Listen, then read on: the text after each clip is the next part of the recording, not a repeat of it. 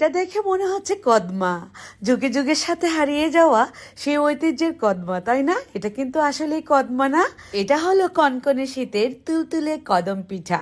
এই পিঠা একবার বানিয়ে খেলে দেখবেন যে সকলেই আপনার প্রশংসায় পঞ্চমুখী হয়ে গেছে। এটা মুখে দেওয়ার পর বুঝতেই পারবেন না আপনি কি মোমো খাচ্ছেন নাকি পিঠা খাচ্ছেন। এই পিঠা বানানোর জন্য 1 কাপ পরিমাণ পানিতে সামান্য লবণ দিয়ে আতপ চালের গুঁড়া দিয়ে দিচ্ছি, ফুটন্ত গরম পানিতে 2 কাপ পরিমাণ। এখন আমি একটা সফট ডো তৈরি করে নিব এই আতপ চালের গুঁড়া দিয়ে।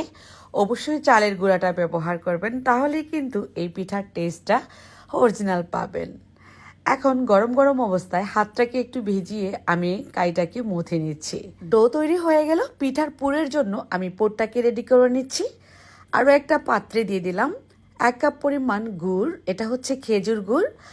আর 1 কাপ পরিমাণ দিয়ে দিচ্ছি নারকেল কোরানো, এটা ফ্রেশ কোরানো।